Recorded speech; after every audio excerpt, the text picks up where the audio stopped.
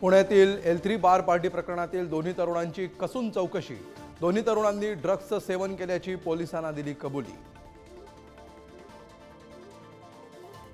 पुण्यात ड्रग्स विक्री करणाऱ्या पब आणि हॉटेलवर हातोडा। मुख्यमंत्री शिंदेंच्या आदेशानंतर महापालिकेची कारवाई। पुणे पोर्शे कार अपघात प्रकरणातील अल्पवयीन आरोपीला जामीन मंजूर। अल्पवयीन आरोपीचा आत्याकडे ताबा देण्याचे मुंबई हायकोर्टाचे आदेश। मुंबईतील बेस्ट बस सेवा आर्थिक अडचणीत। आमदार आदित्य ठाकरेंचे मनपा आयुक्त भूषण गगराणींना पत्र। पत्राद्वारे ठाकरेंच्या अनेक मागण्या। दिल्लीतील काँग्रेसच्या बैठकीत महाराष्ट्रातील विधानसभा निवडणुकीसंदर्भात चर्चा। तर 14 जुलैला काँग्रेसच्या नेत्यांची मुंबईत पुन्हा बैठक।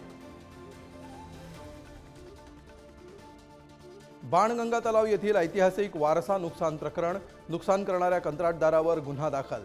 तलावाची डागडुजी कामावेळी पायऱ्यांवर चालवला होता बुलडोझर। अंतरवालीत पोहोचताच जरांगे पाटलांचा पुन्हा भुजबळांवर हल्लाबोल। 6 जुलैनंतर छगन भुजबळांचा इंगा झिरवतो जरांगेंचं वक्तव्य। तर ओबीसी बांधवांना त्रास न देण्याचंही आवाहन। नाशिक शिक्षक मतदारसंघात मतदारांना पैशांचं वाटप। मतदारांना पैसे वाटप करताना येवल्यात दोघांना पोलिसांनी घेतलं ताब्यात। भाजपला रामराम ठोकत माजी मंत्री सूर्यकांत पाटील राष्ट्रवादीत। शरद पवार आणि जयंत पाटलांच्या उपस्थितीत पक्षप्रवेश। संसदीय अधिवेशनाचा दुसरा दिवस। महाराष्ट्रातील नव्या खासदारांनी घेतली शपथ। निलेश लंकेंचा इंग्रजीत शपथ घेत सुजय विखेंना टोला। नाशिकमध्ये संत निवृत्तीनाथ महाराजांच्या पालखीचं रिंगण। निवृत्तीनाथांच्या दिंडीत हजारो वारकरी दंग। त्र्यंबकेश्वरमधून पालखीचं पंढरपूरकडे प्रस्थान। विदर्भात पुढील 2 ते 3 दिवस हलक्या स्वरूपाचा पाऊस होणार। तर जोरदार पावसासाठी जुलै महिन्याची प्रतीक्षा करावी लागणार हवामान खात्याचा अंदाज।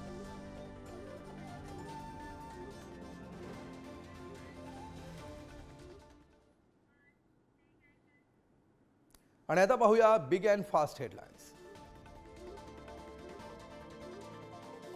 लोकसभा अध्यक्षांच्या निवडीसाठी उद्या मतदान। इंडिया आघाडीकडून लोकसभा अध्यक्षपदासाठी के सुरेश यांचा अर्ज। तर अध्यक्षांच्या निवडणुकीसाठी काँग्रेसकडून व्हीप जारी। राहुल गांधींनी एनडीए सरकारकडे मागितला सत्ता स्थापनेनंतरच्या 15 दिवसांचा हिशेब। महागाई, दहशतवादी हल्ले, रेल्वे दुर्घटना, नेट आणि नीट परीक्षा घोटाळ्यावरून राहुल गांधींनी मोदींना घेरलं। दिल्लीचे मुख्यमंत्री अरविंद केजरीवाल यांना दिलासा नाहीच। जामीन देण्याचा कनिष्ठ न्यायालयाचा निर्णय उच्च न्यायालयाकडून रद्द। दिल्लीच्या पाणीपुरवठा मंत्री आतिशी रुग्णालयात दाखल। पाण्यासाठी गेल्या 4 दिवसांपासून सुरू असलेल्या आमरण उपोषणामुळे प्रकृती खालावली।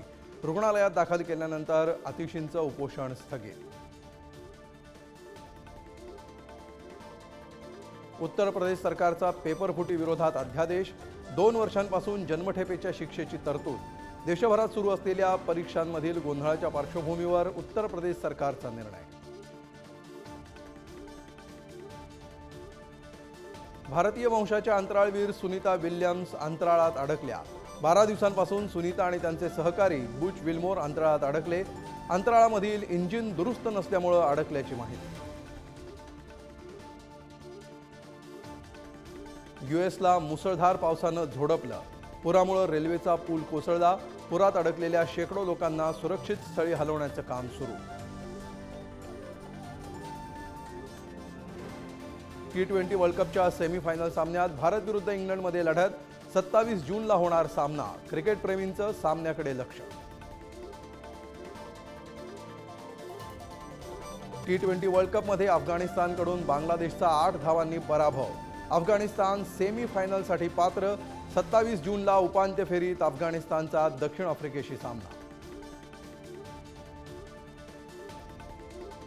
बाहुबली फेम अनुष्का शेट्टी करतीये एका दुर्मिळ आजाराचा सामना। अनुष्काला हसण्याचा आजार असल्याची माहिती।